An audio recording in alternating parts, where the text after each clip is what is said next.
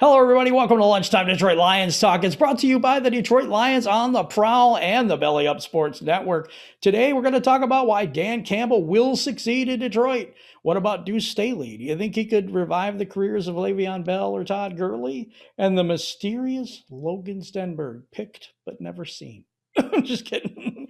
Why is that? We will cover that today. Plus, we have a new segment today. All that and much, much more. But let me get to my main man, the Coach Mike Jones.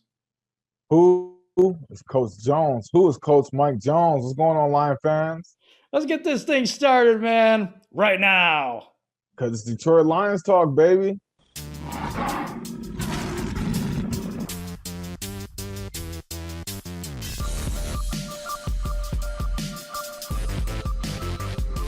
We're going to get up, and on the way up, we're going to bite a kneecap off. Yes, sir. We in the deep. All right, fans, we got a new segment that we're getting ready to introduce today. Tell them what it is, Jim. Yeah, the question of the day is out the window, and we are going to have something absolutely different on the Detroit Lions on the Prowl, and it's going to be a family discussion. We don't got fans. We just got family over here. You know, it's all love, man. Just like Kurt always says, Kurt will be back soon. He is still ailing from that back injury. We wish you well and wish you would come back soon. Seen him today before the show started, wished us well. But here we go. The first topic up for discussion. So what we're going to do, have a discussion about Jeff Okudah. Does he take a big step or is he a big bust? And I know this is a hot button topic with our fan base. Let's get into the comment section below this video and discuss it. So that's where we're going to have our conversation, not on the premiere, but we're going to have it in the comment section below on the video. So I'd appreciate it if you leave those comments on Jeff Okudah. Big step this year, or is he going to turn out to be a big bust? What do you think?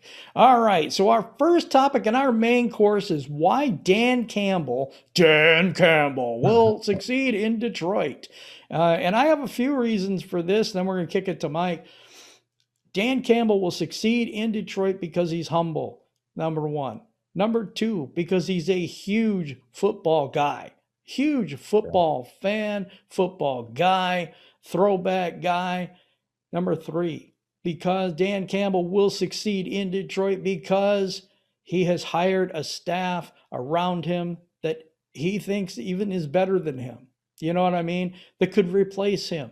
He's got smart people in good positions. He wasn't afraid to go out and hire Anthony Lynn or Duce Staley or any people that are really, really good. He has a very, very good staff. I don't know what number I'm on, but this is the next one. I think it was three. Three. So he has a support staff. He has Brad Holmes. He has Ray Agnew. He has Dom Capers. He has Sheila Ford Hamp. He has the other guy, Dorsey, John Dorsey.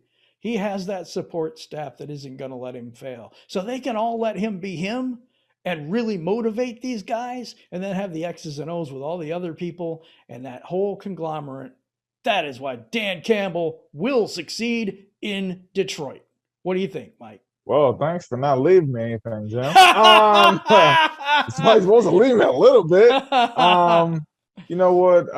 First off, I think Dan Campbell, I think he knows what Detroit Lions are. I think he knows where we come from, how bad this team has been, how hungry the city is, the fans, and I mean the city, I mean all of Michigan and all the Lions fans all over. He knows how hungry we are for success. He knows too, if he gets to a playoff and he wins the playoff game or two, he's gonna get a statue outside of Ford Field. Okay, he knows that, so he knows the importance of that.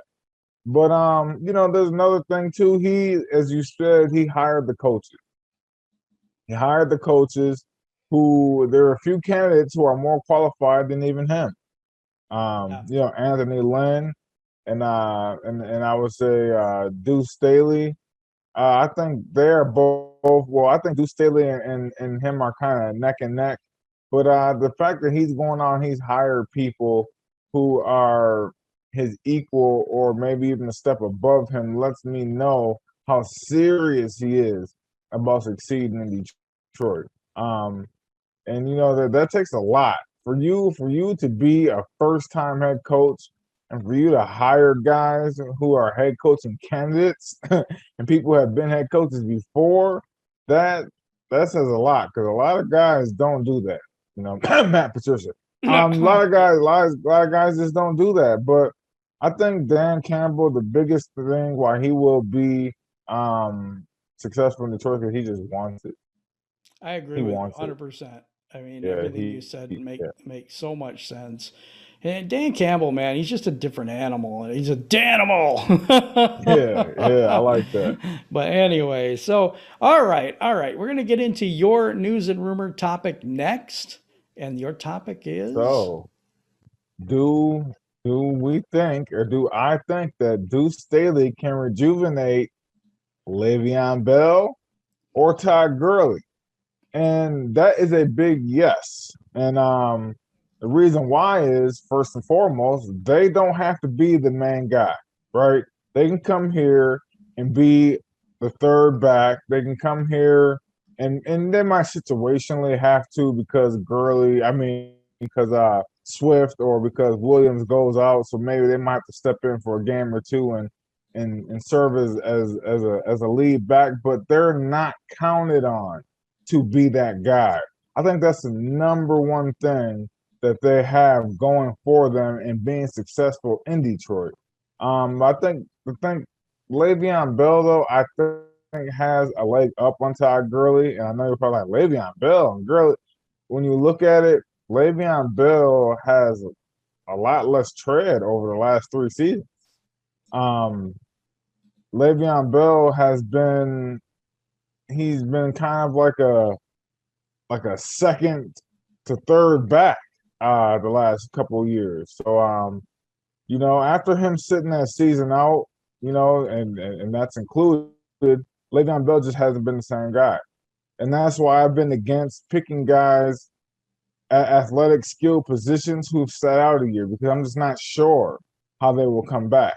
Le'Veon Bell is he was a top 2 back in the NFL when he went out for that season. And he came back and he just wasn't the same. So that's why I didn't really want us to draft Jamar Chase. I just didn't know, how a guy's gonna come me back. too. Yeah. So but Todd Gurley is serviceable. He definitely had more production the last couple of years, but I think Le'Veon Bell would do better behind this offensive line because it's more like that Pittsburgh offensive line than Todd Gurley. So that's my take on that. Makes a lot of sense, man. And I don't think we're going to get either one of those players, to be honest. But No. you know what? It's just okay. What can he do with some of the people that we have already? And that's kind of that thing too. Okay, now we're going to head over to that Wall of Fame, and today's bronze members is Detroit Drew, now of Woodward Sports, by the way. You got to check him out, and his Cade Cunningham stuff is pretty good. Midwest Lion, Bubba Bo, John Kapler. Now, John Kapler has his own video series coming out. Just wanted to plug you there, John. Sub Z Trap City Boys Entertainment. Sorry, that's very long for me. Art Allen, Jimbo G. Thank you for everything you do for us, Jimbo G. Tornado, an F5 coming through. Crystal Wiley, Steve Castillo, the Latino Lion, Brian Stover, Bo Gregarious. I cannot say that name. I don't care how many times. I don't care how many times he tells me. I can't say it. Gregarious, something like that. Justin Tenkate, and our silver members are Nomus J, Jason Portis, Cap Ice Cole, what's up, man? Batman of the 313, John Martin, how you doing? And Go Lions. And of course, our gold members, Bob Corzo, North End Ken, big time friend of the show, just in the D, Larry McQuiston, Turner C. Burley, who talks to me almost every day, Michael Huck, love seeing you in those Wednesday meetings, man. Motor City Roars, We'll keep his secret identity secret this time. Dominique Davis, Matthew Ferguson, what's up, man? He wants to put me on the moon. That's what he told me. Maybe it was him. I don't know. I might have the wrong guy. I always do that. Randall Flagg, 606. Haven't seen you in a while, man. Miles Gibbs, big time fan of the show and friend and part of the family. And he's not the crazy uncle. Randy Right. Prince, the Gridiron Blitz, and the doctor is always in. It's Dr. Detroit.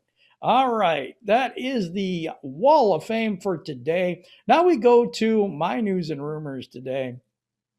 And if not, I'm going to go to it anyway.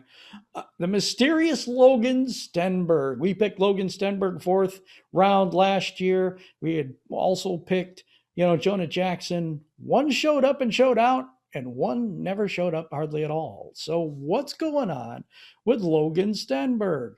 At best, he's going to be a backup right now. At worst, he doesn't make the roster. But I think he's actually going to make the team. Interesting thing is a lot of undrafted free agents are the backups right now, so I feel like he has more of a chance. What is the problem with Logan Stenberg? It's one simple thing, actually. It's his bend. He has okay back bend is okay. The knee bend is not good. So, his footwork is okay. It's not great, but without being able to take a lower pad level, it's really difficult to get off the blocks and get off and block and do what you're supposed to do when, they worked on him all last year. I don't know. And this is another thing about Jeff Okudah was picked 3rd overall, so the expectations are a lot higher. But Logan Stenberg was picked in the 4th round. We really loved his nasty attitude, and he had T-shirts even, Mr. Nasty and all this stuff.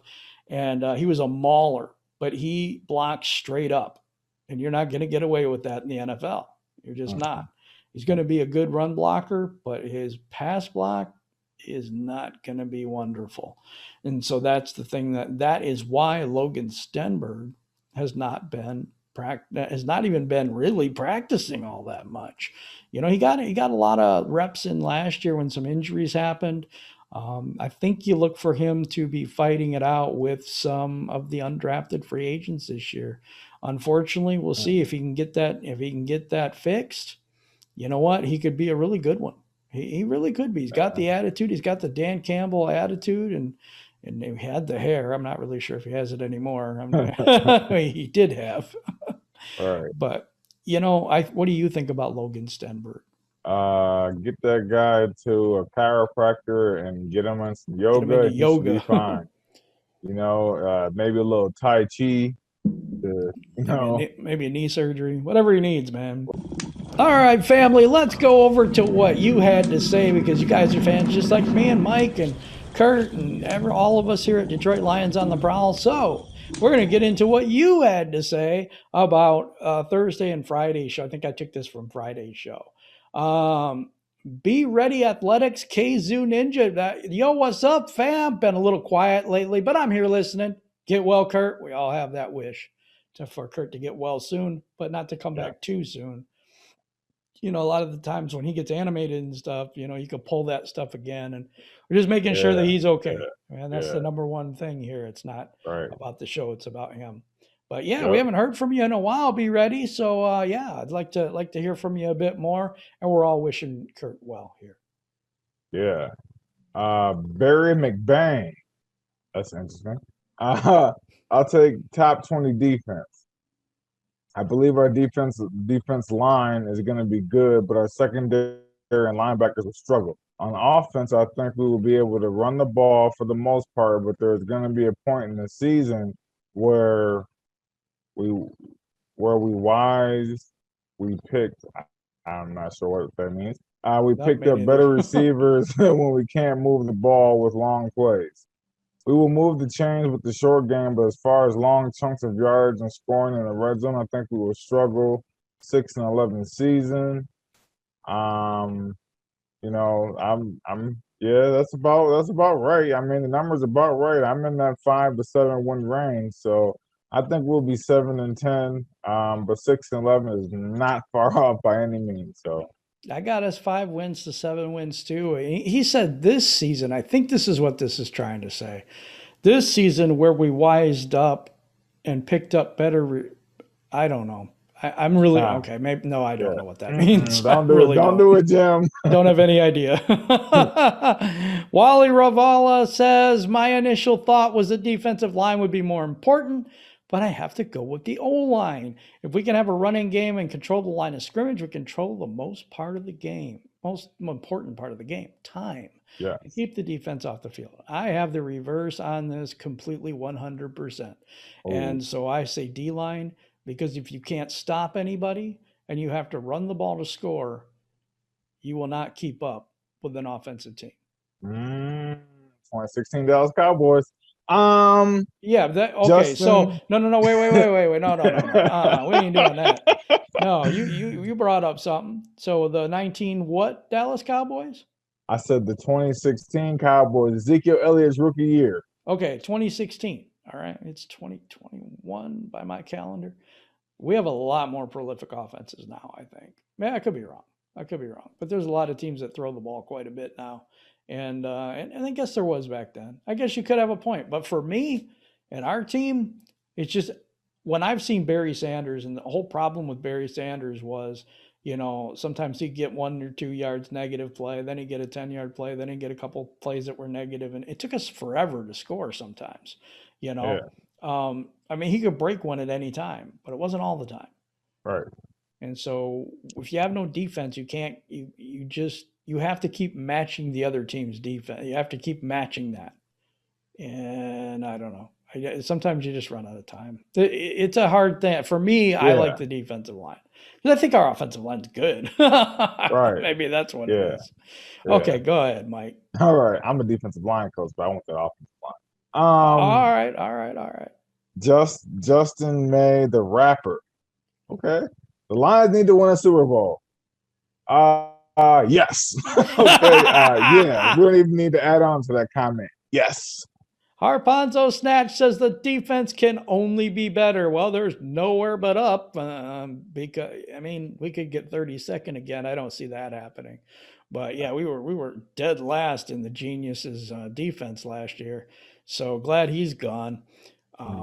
But anyway, so you know what? All you can say to this is better is relative. I think if we get 20 to 25th overall, that would be a big jump. That's kind of that's a big jump, but we still suck. Yeah. So yeah, it is what it is. I don't know. Dr. Detroit, the doctor.